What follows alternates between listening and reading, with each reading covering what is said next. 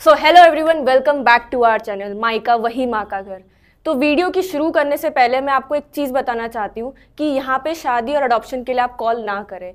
Call करनी है तो माइका विजिट करने के लिए कॉल करें। कॉल करनी है तो इसलिए कॉल करें कि आपको माइका विजिट करना है, या फिर कोई आपको ज़रूरतमंद मिला है तो उसको पहुँचाने के लिए आपको कॉल करनी है तो आप उसके लिए कॉल करें। शादी और अडॉप्शन हमारे पास नहीं होता है, तो कृपया करके इसके लिए कॉल ना करें।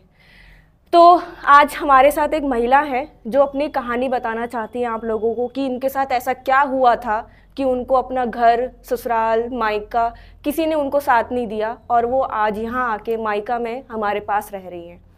नमस्ते मैडम। तो ऐसा मैडम आपके साथ ऐसा क्या हुआ था कि आपको अब ये लगा कि मेरे को अपने घर वालों को छोड़ के यहाँ अनाथ आश्रम में आके रहना है?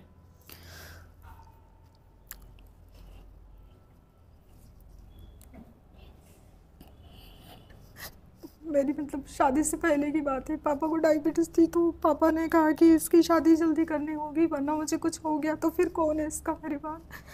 तो पापा ने मेरी शादी कर दी। शादी के 7 साल भी मैं ससुराल नहीं गई क्योंकि कुछ बीच में जाके जब मैंने देखा था तो मुझे पता था कि ये सही नहीं है मेरे लिए। मैं नहीं गई। फिर 7 साल बाद वहाँ से लोग आते जाते रहे बीच बीच में। फिर वो लोग, मेरी सासू माँ जो थी वो आई मुझे लेने। आपकी शादी अरेंज मैरिज थी या लव मैरिज? Arrange marriage. तो 7 साल आप अपने ससुराल में रहे? नहीं, मैं मायके में ही रही। शादी के कितने टाइम बाद आप मायके वापस आ गए थे? मैं शादी के 1-1.5 महीने बाद।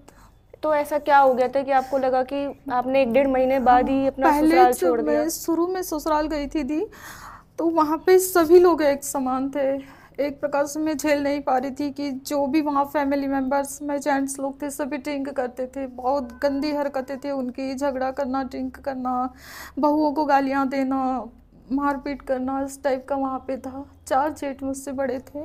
तो जब आपकी शादी हुई तो आपने जांच पड़ताल करके शादी नहीं की थी? पापा को डायबिटीज़ थी और जहाँ शादी होने वाली थी वो लड़का पढ़ाई कर रहा था, तो इसलिए पापा ने कहा कि वो पढ़ाई कर रहा है, वो आगे चल के अच्छे से रखेगा।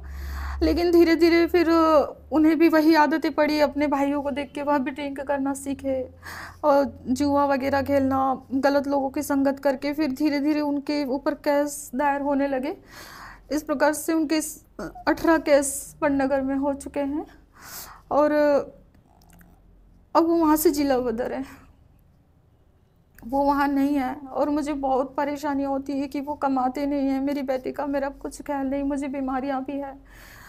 मेरी बेटी हमेशा मुझसे कहती है मम्मी यहाँ नहीं रहना, अब चलो, पापा अच्छे नहीं है। कितने साल की आपकी बेटी? 12 साल की। वो पापा को बिल्कुल याद नहीं करती। कह दिया पापा नहीं, हमें मतलब पापा से। उसमें कला है, वो पेंटिंग करती है, वो मेहंदी मोबाइल में देखकर सीखा उसने। मैंने उसमें हुनर देखा था कि अगर मैं इसे सपोर्ट करूँगी तो ये आगे बढ़ जाएगी, वरना ये नहीं बढ़ पाएगी। इसीलिए मुझे सारी चीज़ें छोड़कर मैं बहुत परेशान हो रखी थी। तब मैं इधर आने के लिए परेशान होकर मजबूर होकर यहाँ आई हूँ। यहाँ मुझे बहुत अच्छा लग रहा है, सुकून है कि मेरी बेटी आगे बढ़ जाएगी, विश्वास है मुझे भी। तो जब आपने 1.5 साल बाद अपना ससुराल छोड़ा और 7 साल आप मायके में रहे, तो फिर 7 साल बाद मायके से ऐसा क्या हुआ कि आपको इधर आके रहना पड़ा? हाँ, मम्मी पापा एक्सपायर हो चुके थे उस 7 साल के दौरान? हाँ, फिर मम्मी अकेले थे। एक छोटा भाई है, तो मम्मी पे भी डायबिटीज़ हो गई है। मम्मी की हालत अभी 90 साल की एज है, वो अब इस कंडीशन में नहीं है कि हमारे बारे में सुने और टेंशन करे।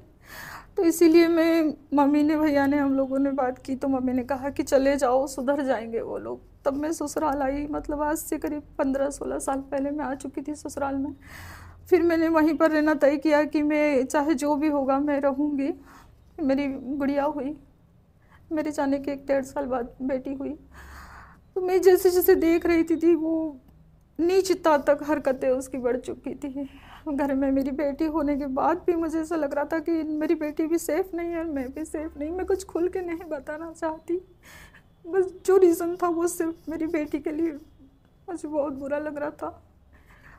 मैं नहीं बता सकती, लेकिन हाँ, कुछ घर में अगर कमाने खाने की बात थी तो मैं खुद इंडिपेंडेंट थी। मैं कारीगर हूँ अगरबत्ती मशीन पे, 5 साल से मैंने काम किया है। लेकिन फिर मुझे कुछ बीमारियाँ लगी और मैं मजबूर हो गई कि मैं अब नहीं कर पा रही हूँ जॉब वगैरह। तो इसलिए मैं घर बैठी। फिर भी मैंने उनसे कहा कि तुम कुछ काम करते क्यों नहीं, जाते क्यों नहीं? कहते पुलिस परेशान करती है, इतने केस चल रहे हैं मुझ पे, मैं नहीं जा सकता। घर छोड़ के बिल्कुल नहीं जाना। मेरे पीहर से मेरा 15 सालों में जितना भी मैंने खर्चा किया है, मेरी इलाज का, कपड़े का, मेरी बेटी का स्कूल का, मेरे खाने का, टोटल खर्चा मेरे पीहर से आता है आज तक। अब मेरे पीहर वाले बोलते बेटा ये कभी नहीं सुधरेगा, हम लोग आके तुमको साथ दे दे के थक गए, हम कब तक करेंगे। हमने सोचा कि ये सुधर जाएगा, लेकिन वो नहीं सुधर रहा, इसलिए अब घर वाले भी हार मान चुके हैं। तो जब आप 7 साल बाद ससुराल गए और फिर वही रवैया और बदतर हो गया, तो आपने दूसरी शादी करने का नहीं सोचा? नहीं थी, मैं 1.5 साल में बेटी हो चुकी थी और मैं नहीं चाहती थी कि मैं अपनी बेटी को लेके कहीं और जाऊं। मुझे पता था दुनिया में जहाँ एक बार सुख नहीं मिला वहाँ नहीं मिल सकता दोबारा, ये चीज़ें नहीं हो सकती थी। कभी आपके पीहर वालों ने भी नहीं बोला कि दूसरी शादी कर ले? नहीं, बहुत बार कहा। मेरे बड़े जीजा जी है, वो आज भी मुझसे कहते हैं कि तुम ये सारी चीज़ें छोड़ क्यों नहीं देते हो, क्यों लाइफ ख़राब कर रहे हो, हमारे साथ आके रहो। मैं दी के यहाँ रहने जाती हूँ तो धमकी देता है कि जहाँ मिलेगी वहाँ तुझे आके मार दूंगा मैं। मम्मी के यहाँ रहती हूँ तो भी धमकियाँ देता है, कहीं नहीं रहने देता है मुझे। तो कभी आपने इस दौरान पुलिस के पास जाकर कभी पुलिस की सहायता या वुमेन हेल्पलाइन की सहायता नहीं ली? मैंने मेरी खुद की अपनी निजी करी हुई उनके प्रति 3 रिपोर्ट्स है मेरे पास। आपने खुद 3 बार 3 रिपोर्ट मैंने उनकी डाली है। लेकिन होता क्या है, मैं थाने पे गई, मैंने रिपोर्ट डाली और मैं घर आई कि अब मैंने रिपोर्ट की है, वो जमानत करके आएगा तो मुझे फिर से मारपीट करेगा।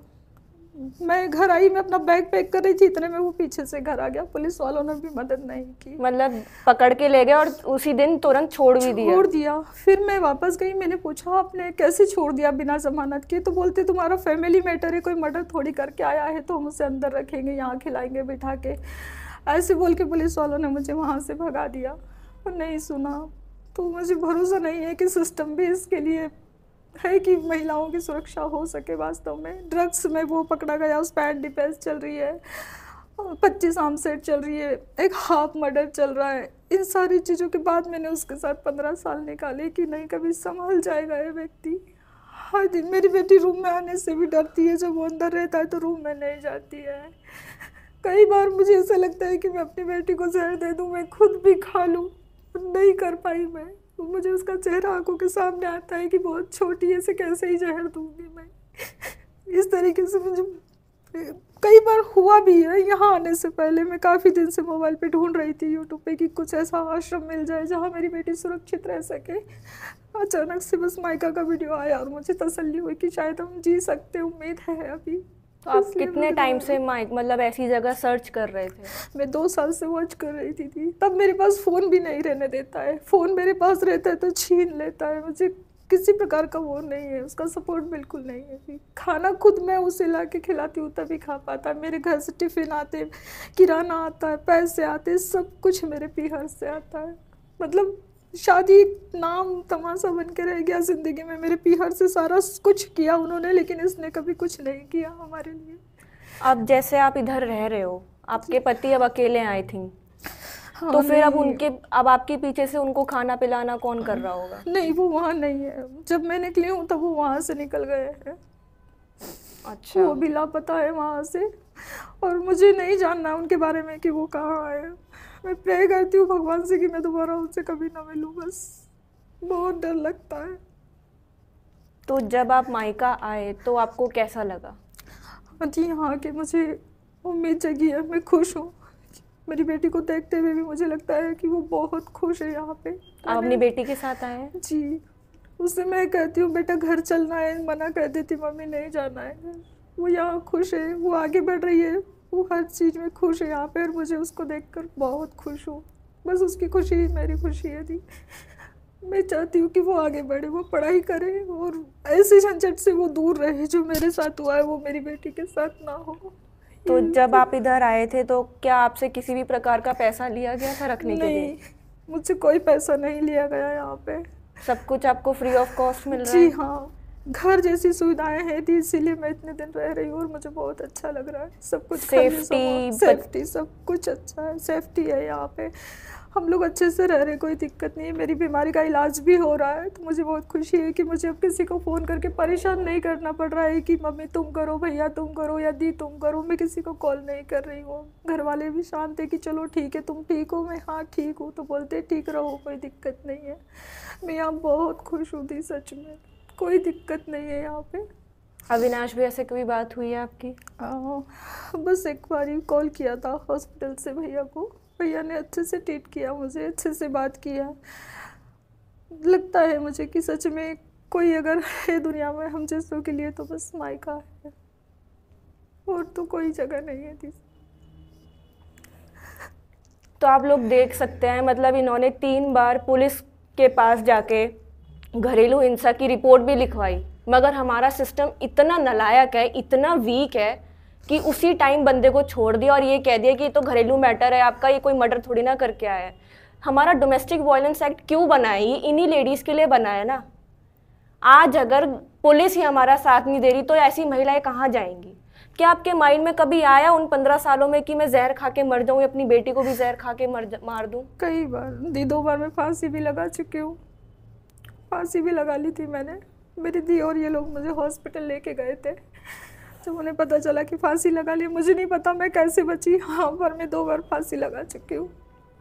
घर वालों ने मुझे बहुत डांटा कि नहीं रह पा रही है तो हमारे पास रहे, अगर आएगा इधर तो हम बात करेंगे। लेकिन धमकियाँ देता है कि तेरे जीजा को, तेरे भानेज को, तेरी बहनों को, सबको मार डालूंगा। और वो है भी इसी टाइप का। उसे फ़र्क नहीं पड़ता कि कौन सामने खड़ा है, किसी की इज्जत नहीं करना, बड़े छोटों के साथ कैसे बात करना है। मतलब मैं कह सकती हूँ आपको एक तरीके का साइको व्यक्ति है वो। तो मुझे उस पर भरोसा नहीं है। मैं नहीं रह सकती दी के यहाँ, मम्मी के यहाँ नहीं रह सकती। कहीं रहने भी नहीं देता है, ना खुद से चैन से रखता है। कमाने नहीं जाता है, मैं खुद कमा के लाती हूँ, मेरे पीहर से आता है। उसके बावजूद भी यही कंडीशन है। मेरी वैल्यू वहाँ पे कुछ नहीं है उनके सामने। जैसे कि आपने बताया कि ड्रग्स में भी वो इन्वॉल्व था, तो कभी मतलब रिहैब सेंटर जाने का नहीं, मैं कुछ नहीं कर पाऊँगी दी। मैंने कोशिश की उनको काफ़ी समझाने की और कि आप ये क्यों करते हो सब, लेकिन पता है उसको जब एक बार कोई बात दिमाग में बैठ जाती ना, उसका पीछा नहीं छोड़ता है। चाहे वो हम मैं भी क्यों ना हो, मेरी बेटी ही क्यों ना हो। मैं राखी से पहले एक बारी मम्मी के यहाँ 15 दिन पहले चली गई थी। तो मम्मी को मेरी कंडीशन तो सब पता ही थी। अब मेरी मम्मी को पेंशन मिलती, मेरे पापा रेलवे में थे। तो मम्मी ने मुझे 2000 रुपये दे के भेजा था। एटलीस्ट सारा खर्चा राखी का होने के बाद 2000 रुपये मुझे घर खर्च के लिए दिए थे कि कुछ ज़रूरत हो तो घर पे रख लेना। तो मैं 15 दिन बाद जब घर आई, उसे ये पता होता है हमेशा कि जब भी जाती है 2-3-4 हज़ार रुपये लेकर आती है। तो जैसे ही आई तो बोलता है मुझे 1000 रुपये दे, कितने लाई, तेरी माँ ने कितने दिए? मैंने कहा नहीं दिए मेरी मम्मी ने, मैं नहीं देना चाहती थी। उसी टाइम पे उसने इतने बुरे तरीके से झगड़ा किया घर में। मेरी छोटी सी बेटी थी जब वो 5 साल की, उसको उठा के फेंक दिया उसने।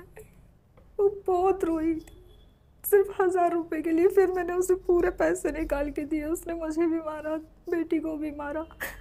मैंने पूरा निकाल के दे दिया कि हमको मत मारो, तुम पैसे ले जाओ चाहिए तो।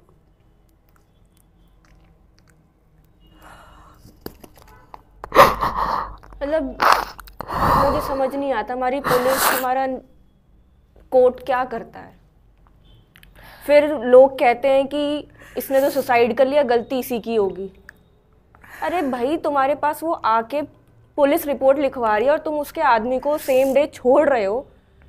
कहाँ का न्याय है ये?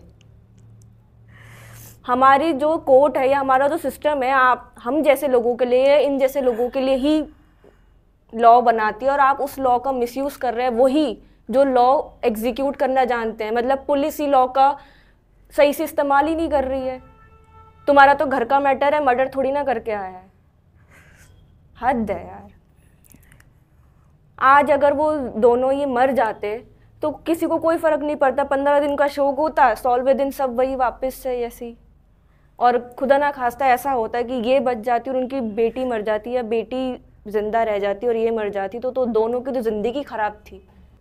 तो इस वीडियो को यहीं पे हम समाप्त करते हैं और आप लोगों से एक गुजारिश है कि इस वीडियो को इतना शेयर करिए कि हर एक लोगों तक ये वीडियो पहुंचे और जो भी इन सब चीज़ों का शिकार हो रही हैं उनको ये पता चल सके कि नहीं, मायका है। अगर हमारे साथ पुलिस प्रशासन नहीं है तो हमारे पास एक मायका है जो कि अविनाश जैन का है, वो हमारे साथ खड़ा है। तो वीडियो को लाइक करना मत भूलिएगा और चैनल को सब्सक्राइब करना बिल्कुल मत भूलिएगा। नमस्कार।